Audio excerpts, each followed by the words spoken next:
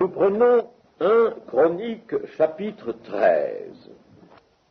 Il s'agit ici de l'arche qui était dans le lieu très saint du tabernacle. Je pense que vous connaissez le tabernacle du désert, et cette arche était un coffret en bois d'acacia de 1,15 m environ.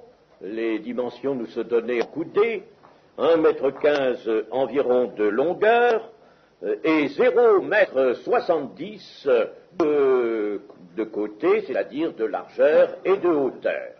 La section était carrée, et dans cette arche, ce coffret, le mot arche signifie, n'est-ce pas, ce n'est pas le même mot que celui qui désigne le bateau de Noé, n'est-ce pas? Il y a 2 mots qui sont traduits ici par le même mot français, arche. Ce coffret n'était donc pas très grand, 1,15 m, n'est-ce pas, 0,70 m, c'est pas considérable, et dedans se trouvaient les tables du témoignage, qu'on appelait les tables du témoignage, c'est les tables de pierre que Moïse avait descendues la 2e fois, puisque la première fois il les avait brisées, la 2e fois les tables de pierre écrites du doigt de Dieu, et sur lesquelles se trouvaient les 10 commandements. Donc ces tables n'étaient pas très grandes, voyez-vous. Elles avaient, si l'arche avait 0,70 m de largeur, n'est-ce pas, elles avaient un peu moins de 0,70 m de largeur, et elles ne pouvaient pas avoir 1,15 m, tout à fait 1,15 m de longueur. Vous voyez, elles n'étaient pas elles-mêmes très grandes, ces tables, qui étaient au nombre de 2. Ce coffret était lui-même recouvert d'or. Recouvert d'or, il y avait aux 4 coins des anneaux d'or pour le porter au moyen de barres. Et puis, sur ce coffret, il y avait ce qui est appelé le propitiatoire, qui est un ensemble en or massif qui servait de couvercle en même temps.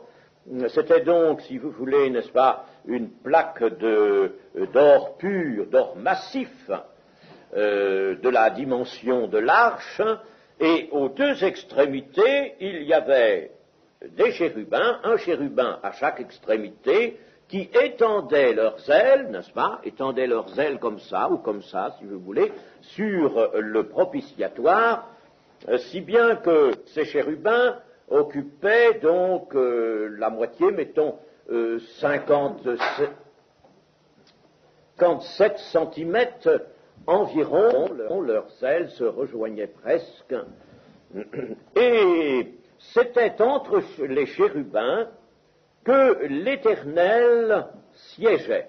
Siégeait, c'est la traduction littérale d'un mot que l'on trouve dans l'Écriture. C'est là qu'il mettait son nom, n'est-ce pas, sa personne, bien entendu. Nous ne savons pas comment, c'était immatériel, bien entendu, c'était une présence en esprit, mais l'Éternel était là, et c'est de là, d'entre les chérubins, du propitiatoire, que venait la voix que Moïse entendait quand il entrait dans le lieu très saint. Il entendait la voix de l'Éternel lui parlant du milieu des chérubins. Voilà ce que nous dit l'Écriture. Et cette arche, disons plutôt le tabernacle tout entier, qu'était-il devenu? Eh bien, le tabernacle avait été dressé par Josué à Silo, après la conquête, avait été dressé à Silo, au nord de Gilgal. Mais du temps du sacrificateur Élie, du temps du sacrificateur Élie, à la fin de la carrière de ce sacrificateur qui s'était mal comporté, dont les fils étaient des schnappants, n'est-ce pas, de véritables mauvais garçons, eh bien, on avait apporté l'arche sur le champ de bataille pour vaincre les Philistins. Et les Philistins l'avaient prise. L'Éternel n'était pas avec son peuple qui était infidèle, et les Philistins avaient pris l'arche. Et ils l'avaient gardé, ils l'avaient emmené chez eux, en faisant, eux, un objet, si vous voulez, de superstition. Hein? Ah, nous avons l'arche, c'est la force du peuple d'Israël, et bien maintenant la force est dans notre camp. Mais tout ne se passa pas comme ils l'espéraient, parce qu'ils s'aperçurent qu'ils furent notamment frappés d'hémorroïdes très douloureuses. Et alors, au bout de 7 mois, ils se décident à renvoyer l'arche à Israël. Et pour cela, ils construisent un char tout neuf, tiré par 2 vaches, et alors ils envoient ces vaches, n'est-ce pas, tirant le char dans la direction d'Israël. Hein? Et voici que les vaches s'en vont, et elles vont droit à Beth-Shemesh, où elles s'arrêtent. Certains habitants de cette ville viennent curieusement regarder l'arche, et ils sont frappés. Ils sont frappés pour avoir regardé l'arche. Alors, ce sont les habitants de Kirjat Jéarim qui vont la garder, parce qu'à Kirjat Jéarim, il y avait un certain Abinadab qui était sacrificateur et qui vient sauver, en somme, le peuple de cette mauvaise passe. Il est sacrificateur, alors il peut s'occuper de l'arche, il prend l'arche, on sacrifie les vaches, n'est-ce pas, on brûle le char neuf, et on met l'arche dans la maison d'Abinadab. Et Éléazar sera consacré, lui, sacrificateur aussi, sera consacré pour cette garde. Et alors ici, David tient un conseil avec les chefs de son peuple. Il a bien raison de tenir un conseil, c'est une preuve de sagesse, et c'est une forme de démocratie qui est très bonne, n'est-ce pas?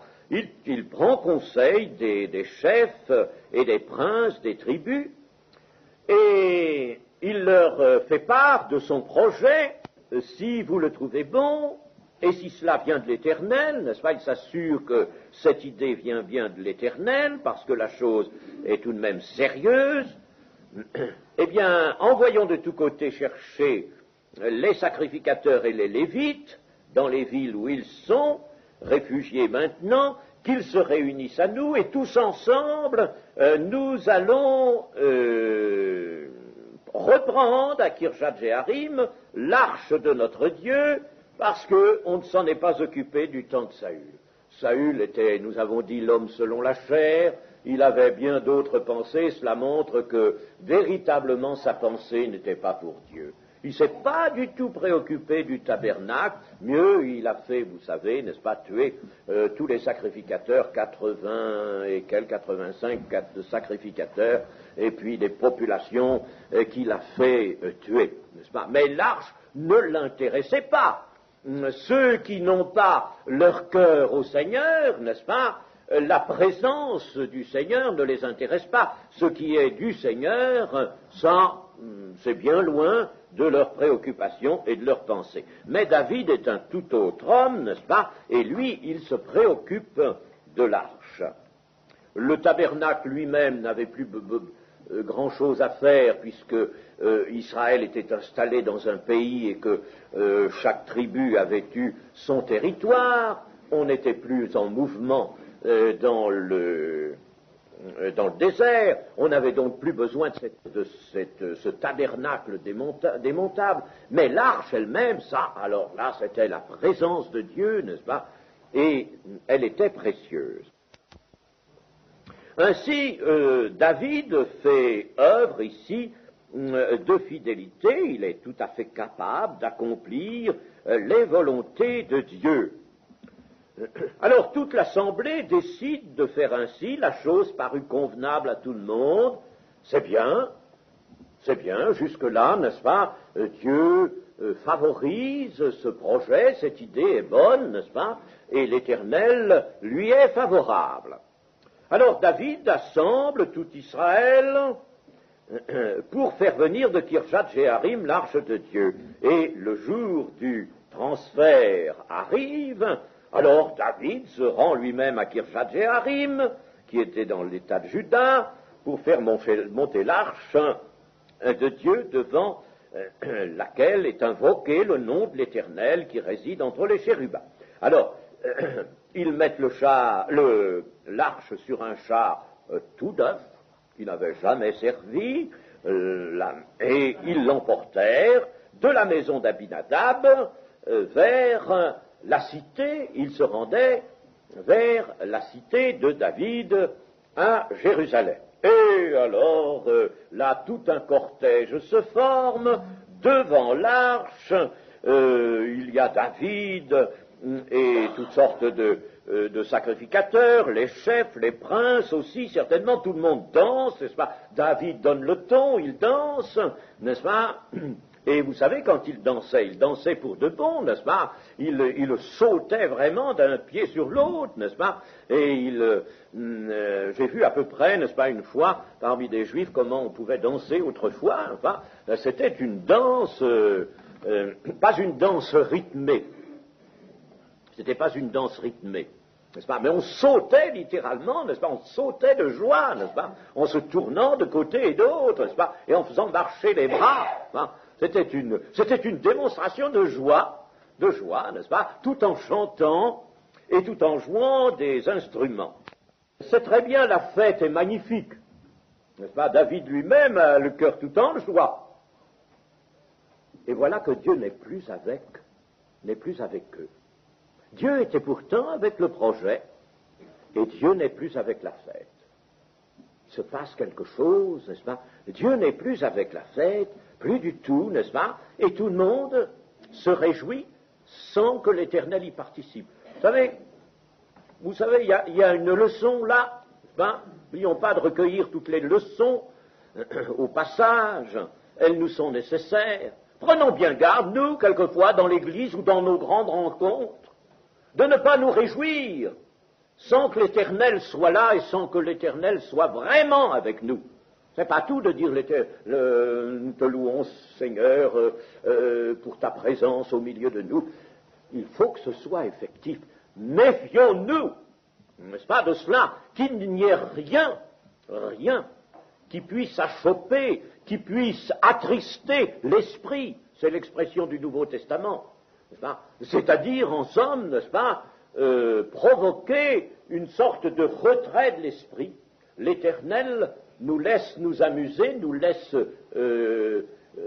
dans notre joie, dans nos démonstrations peut-être de joie, dans nos chants, n'est-ce pas, mais il n'est plus avec nous s'il y a quelque interdit, s'il y a une raison, et c'est à nous de savoir éviter qu'il y ait un interdit, ou qu'il y ait une cause qui puisse attrister l'esprit, c'est à nous d'y veiller. C'est à nous d'y veiller, chers amis. C'est à nous d'y veiller. Je me suis trouvé dans certaines circonstances où j'ai dû arrêter les chants et la joie, parce que je sentais la chair reprendre le dessus, chers amis. Je sentais la chair qui reprenait le dessus. Et dans bien des circonstances, il m'est arrivé, n'est-ce pas, dans certaines circonstances, d'arrêter et de dire, écoutez, arrêtons-nous, prions le Seigneur, humilions-nous, demandons-lui pardon, parce que c'est en train de dévier en ce moment. Ce n'est plus spirituel ce que nous faisons.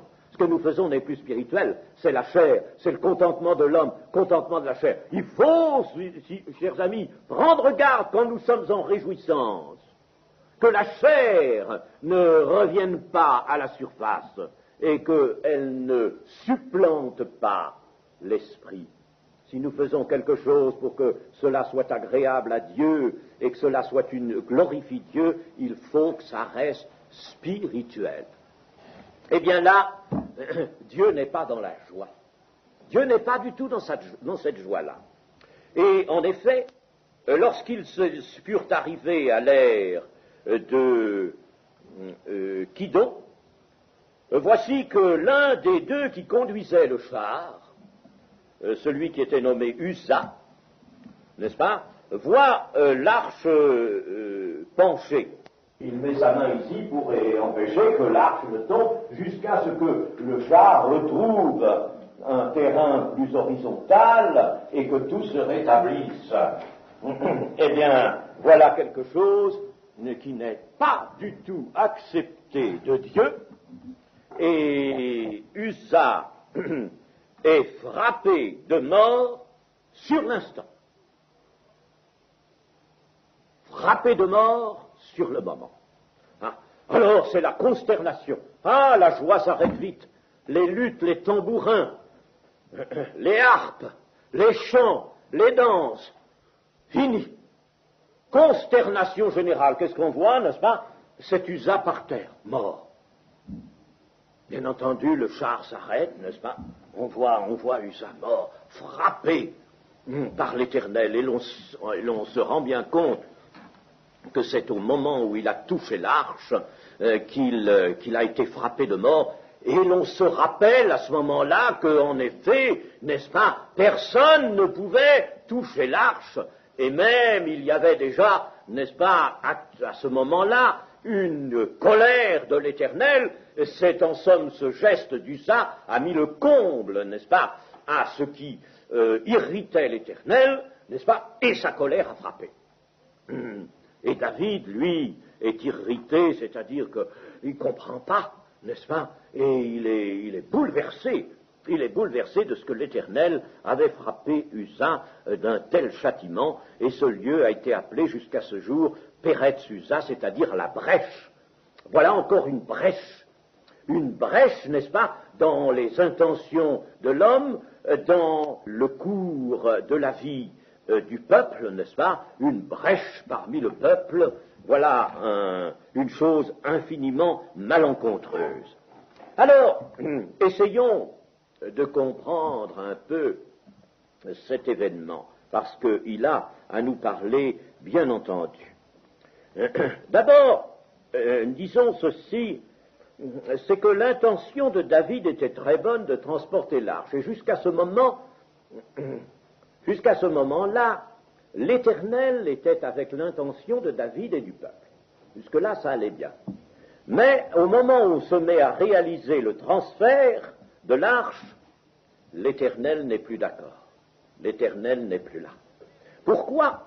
Mais d'abord parce que on va chercher un char neuf. Vous direz, mais c'est un char qui n'avait jamais servi, n'est-ce pas, pour mettre l'arche de l'Éternel. Comprenez? Un char tout neuf. Ah, c'est bien ça. Non, c'est pas bien. Non. Ce n'est pas bien. Ça, c'est une idée de l'homme. C'est une forme de respect peut-être empruntée à quelque chose. Oui, je veux bien. Quand on se sert de quelque chose pour l'Éternel, il faut que ce soit neuf, que ça n'ait jamais servi à d'autres usages. Cela est vrai. Mais ce n'est pas sur un char qu'on transporte l'arche de l'Éternel. Et le char tout neuf qu'il était, le char était impropre aux yeux de l'Éternel à transporter l'arche. Et en cela, ni David, ni le peuple n'ont tenu compte de la loi de l'Éternel. Est-ce qu'il y a eu là une négligence? Oui. Une insuffisance de crainte de Dieu, peut-être pas, mais une insuffisance d'intelligence spirituelle et de sagesse spirituelle à ce moment-là, et tout simplement parce que les prescriptions touchant l'arche, le tabernacle, étaient anciennes, ça remontait au tabernacle, ça faisait déjà pas mal d'années, n'est-ce pas, que tout cela n'était plus en vigueur. Et ce qui n'est plus en vigueur, n'est-ce pas, ça a beau rester écrit dans le livre de Dieu, on n'a pas eu l'occasion de s'en servir, alors on l'oublie. C'est une négligence par oubli, si vous voulez, n'est-ce pas, mais une négligence qui n'en est pas moins coupable. Ainsi, David ne tient pas compte de la loi. Et disons encore ceci, c'est que un char neuf, c'est ce qu'avaient fait les Philistins les Philistins, ces ennemis de l'Éternel, pour renvoyer. Ils avaient du respect, eux aussi, pour l'arche. Ils avaient une certaine peur, c'était une crainte qui était une peur, et ils avaient fait un char tout neuf, et des génisses pour le traîner, n'est-ce pas? Eh bien, ils avaient fait un char. Alors on imite les Philistins, on imite le monde, on imite les païens, on fait un char tout neuf, la pensée de l'homme prend le pas sur celle de Dieu. Et, chers amis, que fallait-il? Eh bien, David va l'apprendre à ses dépens, ce qu'il aurait fallu faire. Lisez au chapitre 15 de 1 Chronique et verset 2. Alors David dit, l'arche de Dieu ne doit être portée que par des Lévites, car l'Éternel les a choisis pour porter l'arche de Dieu et pour en faire le service à toujours. Il y avait ça dans la loi, et puis on ne s'en est pas du tout préoccupé. On a mis l'arche sur un char avec des roues tirées par des animaux, mais ça, l'Éternel ne l'avait pas dit. Il avait dit que l'arche serait portée, il y avait des anneaux d'or aux quatre coins, on y passait des barres, et il y avait un sacrificateur devant, un derrière, quelquefois même 4 sacrificateurs. Et d'une certaine classe des Lévites, même, pas toutes les classes, qui portaient, n'est-ce pas, sur l'épaule l'arche. Et l'arche était portée à pied d'homme. Seulement, n'est-ce pas, on s'était dit, l'idée des Philistins de faire un char, et un char neuf, mais pas après tout une mauvaise idée, n'est-ce pas? Bon, c'est une mauvaise idée, parce que le trajet à faire est long, les sacrificateurs de porter ça, ils vont se fatiguer, n'est-ce pas? Ça va être fatigant pour eux, et puis avec le char, ça ira mieux, on n'aura pas besoin de s'inquiéter, n'est-ce pas? Oui, mais c'était une désobéissance à la loi de Dieu, désobéissance que Dieu ne pouvait déjà pas supporter, et c'est pourquoi j'ai dit qu'il n'était pas avec les danses, avec les chants, il n'était pas avec la fête, car l'arche était sur un char, et n'était pas portée par des Lévites. En outre, s'il avait été porté par des Lévites, il aurait été recouvert comme il devait être recouvert, et il ne l'était pas. Et puis, voici que le char penche, Usa craint que l'arche ne glisse. Comprenez, n'est-ce pas, si l'arche venait à tomber. Il est précautionneux, cet homme, c'est un homme, n'est-ce pas, qui est avisé, il est avisé, vous voyez, il a de bonnes intentions, comme on dit. Mais souvent, on nous a dit que l'enfer était pavé de bonnes intentions. C'est une parole qui n'est pas sotte, n'est-ce pas? C'est bien vrai. Il avait de bonnes intentions, n'est-ce pas? Vous savez, il y a une limite. Rappelons-nous Ananias et Saphira, qui ont été, eux aussi, foudroyés sur l'heure. Nous ne sommes peut-être pas toujours dans un cas qui attirera ou qui risque d'attirer sur nous un jugement immédiat, mais rappelons-nous ce que l'apôtre Paul nous dit de la Sainte Seine. Il y en a beaucoup parmi vous qui sont morts, et il y en a beaucoup qui sont malades. Pourquoi? Parce qu'ils ont pris le repas du Seigneur indignement, sans discerner le corps et le sang. C'est dans le Nouveau Testament, ça c'est pas dans l'Ancien. Chers amis, mais tout de même, n'est-ce pas, il y a une connaissance de la parole de Dieu, de la volonté de Dieu, de par la parole de Dieu. Une connaissance, la parole de Dieu nous fait connaître la volonté de Dieu. Alors, en conséquence de l'oubli de la parole de Dieu, eh bien, qu'y a-t-il ce jour-là? Non plus une fête, le Seigneur interrompt la fête, n'est-ce pas? Mais il y a un deuil, il y a une brèche. Parce que vous n'y étiez pas dans la première fois, l'Éternel, notre Dieu, nous a frappés, car nous ne l'avons pas cherché selon la loi, dira David, c'est au chapitre 15, verset 13. Nous ne l'avons pas cherché, nous ne sommes pas allés chercher l'arche selon la loi, voilà notre faute, n'est-ce pas? Nous ne sommes pas allés chercher l'arche selon la loi. En somme, ce transport que David fait la première fois de l'arche est une désobéissance à la loi, il est une substitution de l'homme à Dieu, il appelle des chemins carrossables, il fallait des chemins carrossables, voyez-vous, les chemins n'étaient pas toujours très carrossables. Ça présente des inconvénients, tandis que quand ce sont des sacrificateurs, des hommes qui portent l'arche, ils peuvent passer partout, même dans le fond du Jourdain, là où ne passerait pas une voiture, ils peuvent passer partout, n'est-ce pas? Partout où ne passe pas la voiture, les jambes des hommes, n'est-ce pas, sont beaucoup plus souples et plus aptes à absorber, à boire les obstacles que les roues d'un char. Et puis, il y a les risques d'accident, tandis que quand les sacrificateurs portent l'arche, de tels risques n'existent pas. Si les barres étaient passées, n'est-ce pas, dans les anneaux, il n'y avait absolument aucun risque et personne n'avait besoin de mettre sa main pour empêcher que l'arche ne tombe. Eh bien, il y a là, n'est-ce pas, évidemment pour nous, une puissante leçon.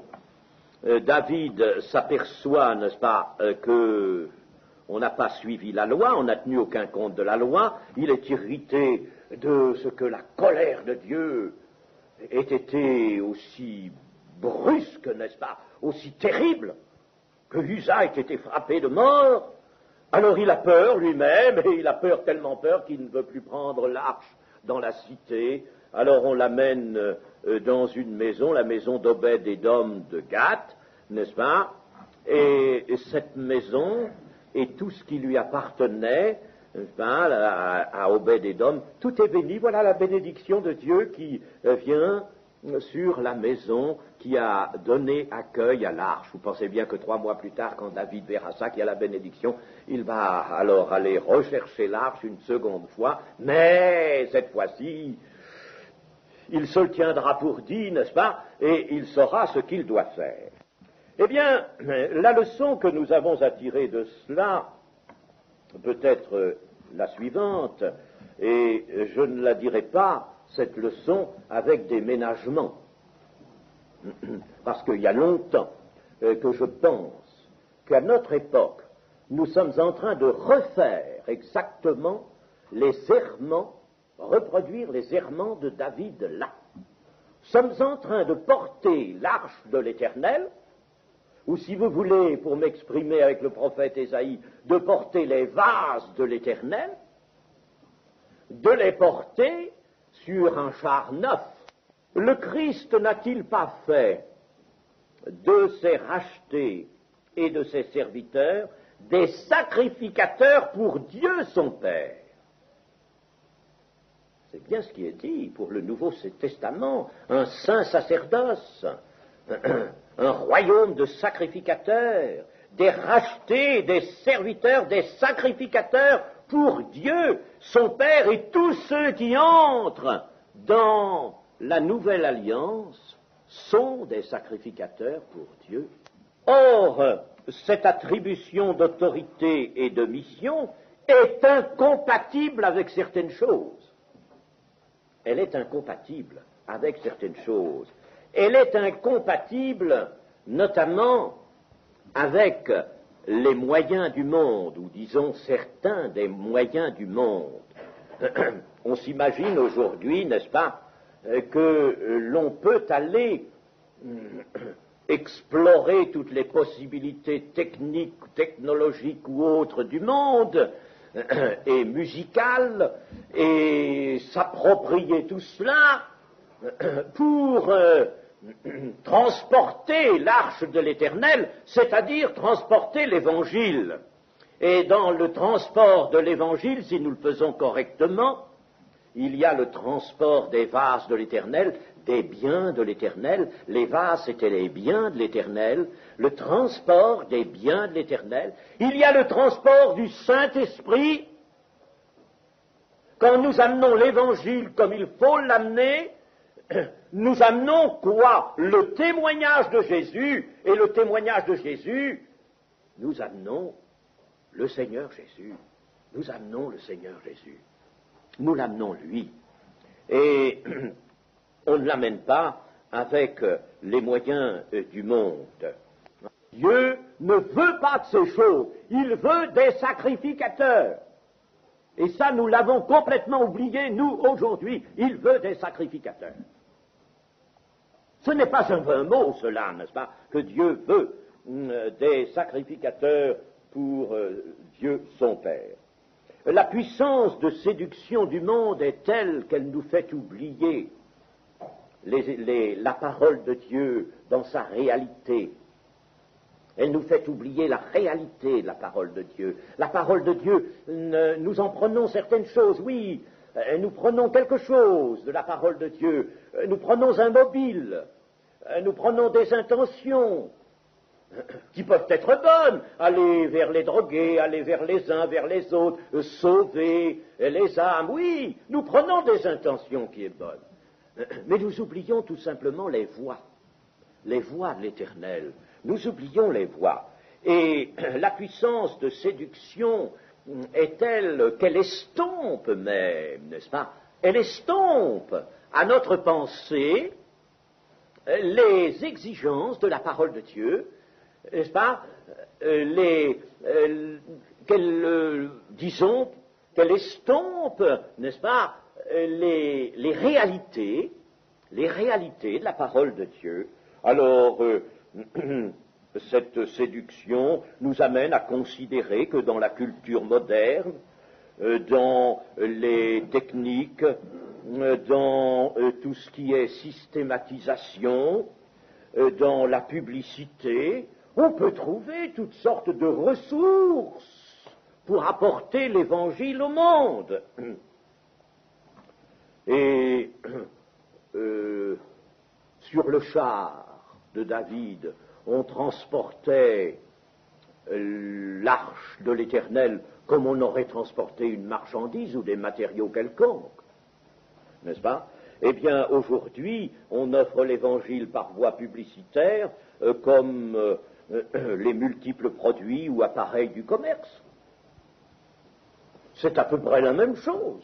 On fait de la publicité sur l'Évangile. Chers amis, ça, je suis formel et je n'en démordrai point parce qu'il y a longtemps que j'ai pensé à ça, il y a longtemps que mon cœur est attristé par ça, n'est-ce pas? On fait de l'Évangile une marchandise à proposer aux autres et le monde n'en veut pas de cette marchandise-là.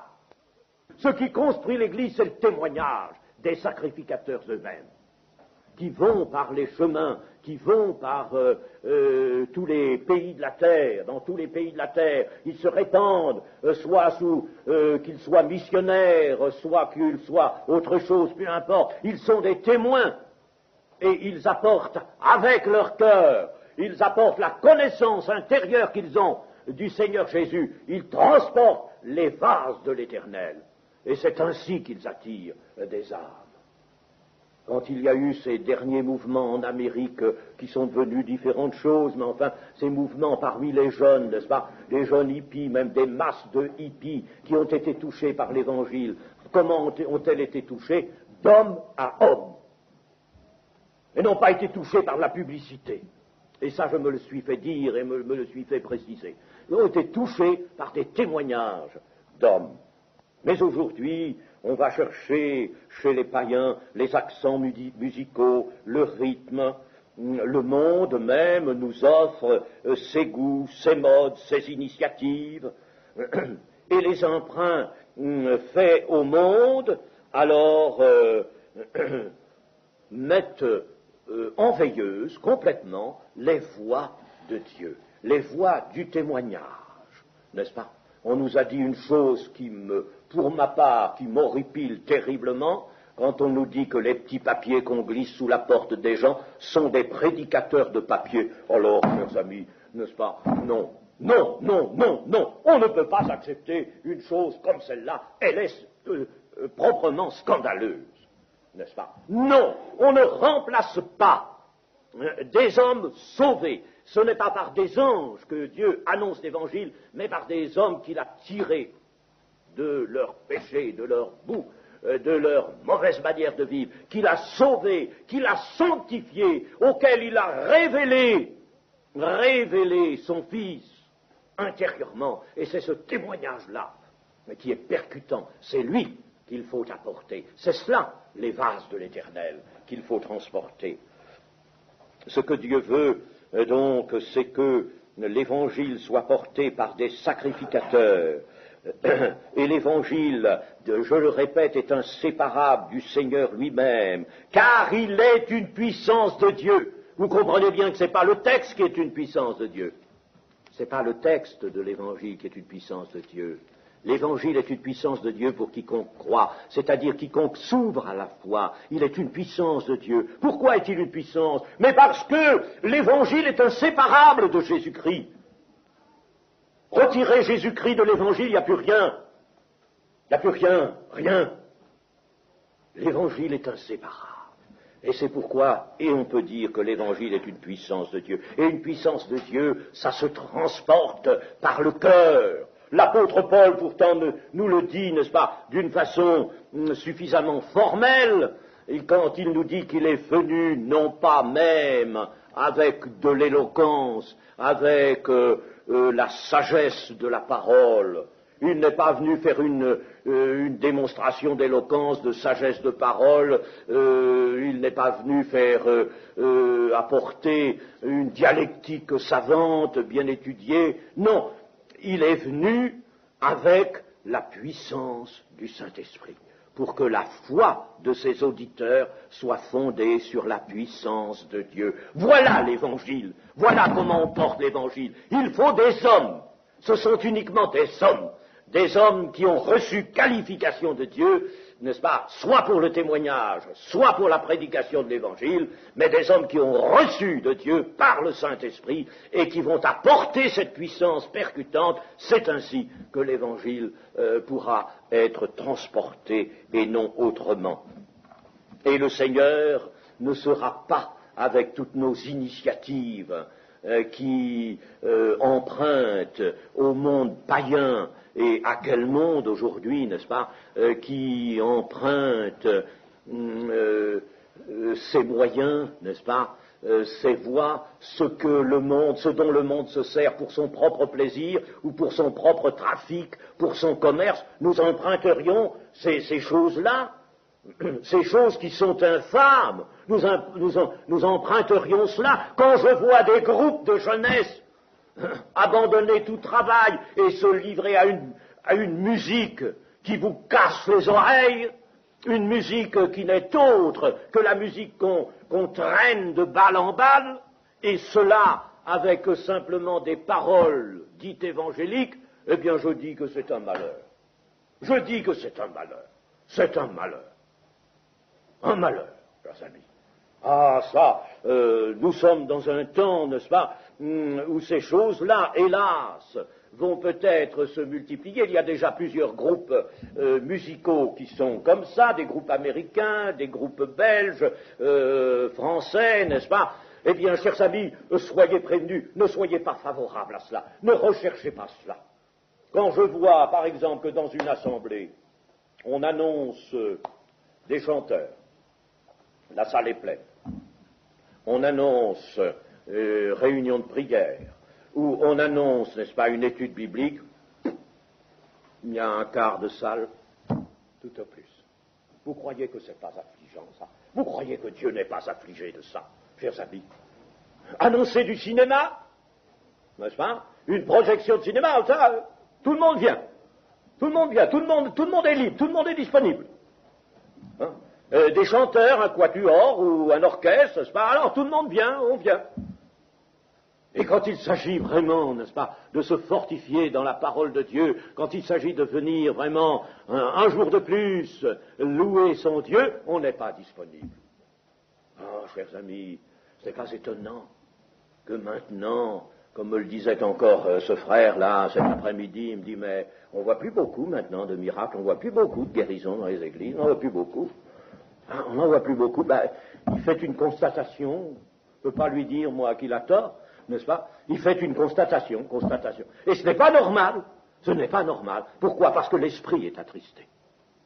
L'esprit est attristé. Nous devrions retirer d'une telle chose, voyez-vous, n'est-ce pas, une leçon. David lui-même, et pourtant, nous le disons, n'est-ce pas, David était un homme véritablement remarquable, comme homme susceptible d'être à l'écoute de la parole de Dieu, à l'écoute de la voix de Dieu, n'est-ce pas, pour vraiment saisir la pensée de Dieu, les volontés de Dieu, homme qui accomplira toutes mes volontés. Eh bien, malgré tout, lui aussi, là, il s'est trompé, il a oublié un peu la loi.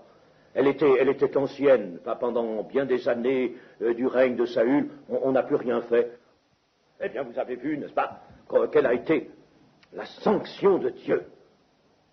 Ah, chers amis, c'est par des bras des sacrificateurs, c'est par les pieds des sacrificateurs. Qu'ils sont beaux, les pieds de ceux qui apportent des bonnes nouvelles. C'est des pieds qu'il faut.